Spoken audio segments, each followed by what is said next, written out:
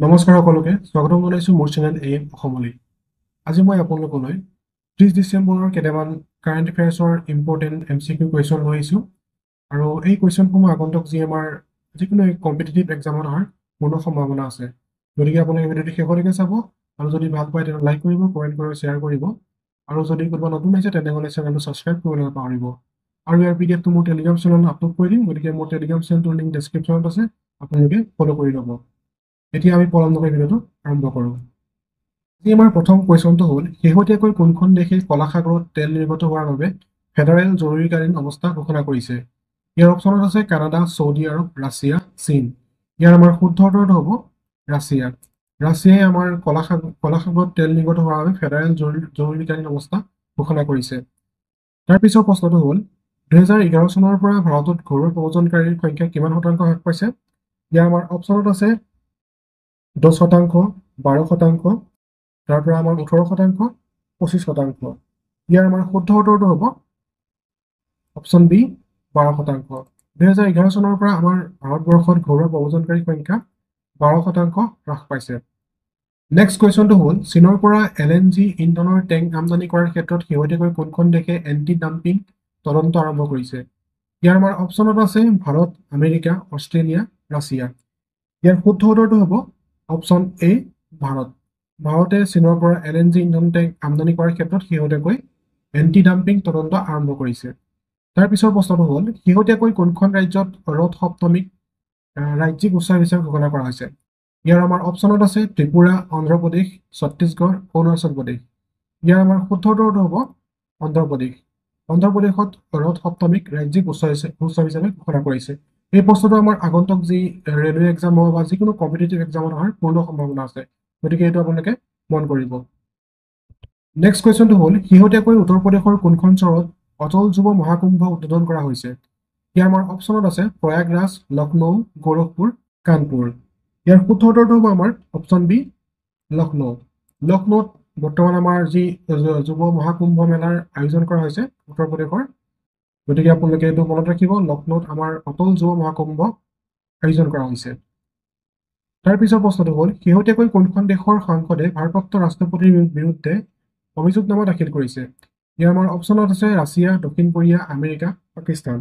ইয়াৰ শুদ্ধ উত্তৰটো হ'ব অপশ্যন বি দক্ষিণ কোৰিয়া। দক্ষিণ কোৰিয়াত আমাৰ দেশৰ সাংসদে ভাৰপ্ৰাপ্ত ৰাষ্ট্ৰপতিৰ বিৰুদ্ধে অভিযোগনামা দাখিল কৰিছে। নেক্সট কুৱেশ্যনটো হ'ল শেহতীয়াকৈ কোনখন ৰাজ্য চৰকাৰে ভাষাৰ বাধা আঁতৰাবলৈ স্বৰমঞ্চ আৰম্ভ কৰিছে? ইয়াৰ অপশ্যনত আছে অন্ধ্ৰপ্ৰদেশ, অসম, গুজৰাট, উৰিষ্যা। ইয়াৰ শুদ্ধ উত্তৰটো হ'ব অপশ্যন চি গুজৰাট। গুজৰাটৰ ৰাজ্য চৰকাৰে ভাষাৰ বাধা আঁতৰাবলৈ স্বৰমঞ্চ আৰম্ভ কৰিছে। তাৰ পিছৰ প্ৰশ্নটো হ'ল শেহতীয়াকৈ মালয়েছিয়াই ভাৰত আৰু চীনৰ নাগৰিকৰ বাবে ভিছা ৰেহাই কোন বছৰলৈ বৃদ্ধি কৰিছে? ইয়াৰ আমাৰ অপশ্যনত আছে 2025 চন, 2026 চন, 2028 চন, 2030 চন। ইয়াৰ শুদ্ধ উত্তৰটো হ'ব 2026 চন। 2026 চনলৈকে মালয়েছিয়াই ভাৰত আৰু চীনৰ নাগৰিকৰ বাবে ভিছাটো ফ্ৰী কৰি দিছে বা ৰেহাই কৰি দিছে। তাৰ পিছৰ প্ৰশ্নটো হ'ল মধ্যপ্ৰদেশ চৰকাৰে পশু বিনিময় কাৰ্যসূচীৰ অধীনত 14টা বাঘ কোন ৰাজ্যলৈ স্থানান্তৰ কৰিব? ইয়াৰ আমাৰ অপশ্যনত আছে ৰাজস্থান, উৰিষ্যা, ছত্তীশগড়, ওপৰৰ সকলোবোৰ। ইয়াৰ শুদ্ধ উত্তৰটো হ'ব আমাৰ ওপৰৰ সকলোবোৰ। ৰাজস্থান, উৰিষ্যা, ছত্তীশগড়, মধ্যপ্ৰদেশ চৰকাৰে পশু বিনিময় কাৰ্যসূচীৰ অধীনত 14টা বাঘ এই ৰাজ্যকেইখনলৈ স্থানান্তৰ কৰিব। তাৰ পিছৰ প্ৰশ্নটো হ'ল শেহতীয়াকৈ আলোচনা চলি থকা কাবেৰী ইঞ্জিন কোনটো সংস্থাই নিৰ্মাণ কৰিছে? ইয়াৰ অপশ্যনত আছে গেছ টাৰ্বাইন গৱেষণা প্ৰতিষ্ঠান, national institute of wind energy, বিশ্ববিদ্যালয়ৰ টাৰ্বাইন ব্যৱস্থাৰ গৱেষণা, এইবোৰৰ কোনোটোৱে নহয়। ইয়াৰ আমাৰ শুদ্ধ উত্তৰটো হ'ব অপশ্যন এ গেছ টাৰ্বাইন গৱেষণা প্ৰতিষ্ঠান।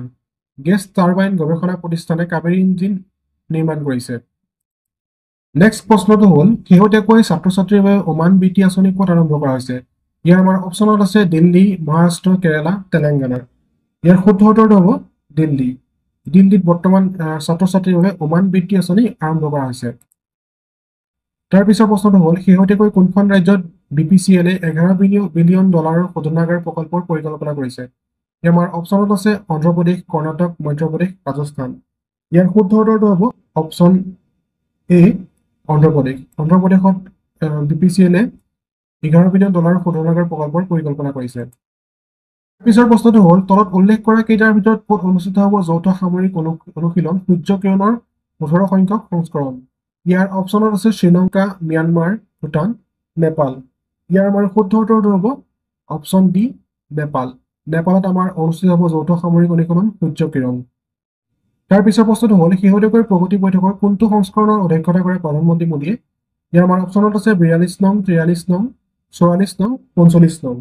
ইয়াৰ শুদ্ধ উত্তৰটো হ'ব অপশ্যন ডি, 45 নং। 45 নং প্ৰগতি বৈঠকৰ সংস্কৰণৰ অধ্যক্ষতা কৰে প্ৰধানমন্ত্ৰী মোদীয়ে। তাৰ পিছৰ প্ৰশ্নটো হ'ল তলৰ কোনখন দেশ আফ্ৰিকাত সৰ্বাধিক বিনিয়োগকাৰী হৈ পৰিছে? ইয়াৰ আমাৰ অপশ্যনত আছে America, Japan, Bharat, United Arab Emirates. ইয়াৰ শুদ্ধ উত্তৰটো হ'ব United Arab Emirates. United Arab এমিৰেটছে আফ্ৰিকাত সৰ্বাধিক বিনিয়োগকাৰী হিচাপে পৰিগণিত হৈছে। এতিয়া আমি কেইটামান ষ্টেটিষ্টিকেৰ MCQ আলোচনা কৰিম। ইয়াৰ আমাৰ প্ৰথম প্ৰশ্নটো হ'ল যদি কোনো 13 বছৰীয়া শিশু কয়লা খনিত কাম কৰি থকা দেখা যায় তেন্তে ভাৰতীয় সংবিধানৰ কোনটো অনুচ্ছেদ উলংঘা কৰা হৈছে? ইয়াৰ আমাৰ অপশ্যনত আছে আৰ্টিকল 24, আৰ্টিকল 25, আৰ্টিকল 26, আৰ্টিকল 27। ইয়াৰ শুদ্ধ উত্তৰটো হ'ব আৰ্টিকল 24। এইটো মনত ৰাখিব আপোনালোকে, কাৰণ আগন্তুক যি আমাৰ SI পৰীক্ষা হওক বা ABOB এক্সামত এইটো অহাৰ পূৰ্ণ সম্ভাৱনা আছে। তাৰ পিছৰ প্ৰশ্নটো হ'ল ভাৰতত WPI ভিত্তিক উচ্চ মুদ্ৰাস্ফীতিৰ বাবে তলৰ কোনটো বস্তু মূলত দায়ী? ইয়াৰ আমাৰ অপশ্যনত আছে প্ৰাইমেৰী আৰ্টিকলছ, ইন্ধন, বিদ্যুৎ, উৎপাদন সামগ্ৰী, ওপৰৰ কোনোটোৱে নহয়। ইয়াৰ শুদ্ধ উত্তৰটো হ'ব উৎপাদন সামগ্ৰী। নেক্সট কুৱেশ্যনটো হ'ল তলৰ কোনজন অৰ্থনীতিবিদে অৰ্থনীতি হৈছে ধনৰ বিজ্ঞান বুলি কৈছিল? ইয়াৰ আমাৰ অপশ্যনত আছে Robbins, JS Mill, Adam Smith, কেইনছ।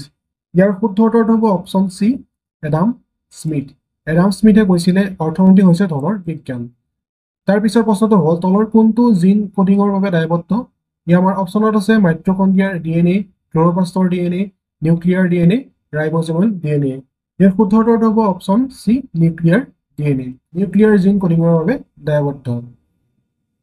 আজি আমাৰ একেবাৰে শেষৰ প্ৰশ্নটো হ'ল ভাৰতীয় সংবিধানৰ কোনটো খণ্ডত গ্ৰাম্য উন্নয়ন আৰু সামাজিক ন্যায়ৰ প্ৰসাৰৰ বাবে পঞ্চায়ত গঠনৰ ব্যৱস্থা আছে? ইয়াৰ আমাৰ অপশ্যনত আছে সপ্তম খণ্ড, অষ্টম খণ্ড, নৱম খণ্ড, দশম খণ্ড। ইয়াৰ শুদ্ধ উত্তৰটো হ'ব অপশ্যন চি, নৱম খণ্ড। নৱম খণ্ডত আমাৰ গ্ৰাম্য উন্নয়ন আৰু সামাজিক ন্যায়ৰ প্ৰসাৰৰ বাবে পঞ্চায়ত গঠনৰ ব্যৱস্থা আছে। গতিকে ভিডিঅ'টো শেষলৈকে চোৱাৰ বাবে আপোনালোকক ধন্যবাদ। আৰু আগন্তুক দিনত এনেধৰণৰ আপোনালোকৰ কাৰেণ্ট এফেয়াৰ্ছৰ MCQ কুৱেশ্যন পাবলৈ মোৰ চেনেলটো ছাবস্ক্ৰাইব কৰি ৰাখিব। আৰু ইয়াৰ পিডিএফটো আপোনালোকে মোৰ টেলিগ্ৰাম চেনেলত পাই যাব। গতিকে টেলিগ্ৰাম চেনেলৰ লিংকটো মোৰ ডেছক্ৰিপশ্যনত আছে। আজিলৈ ইমানেই, ধন্যবাদ, জয় অসম।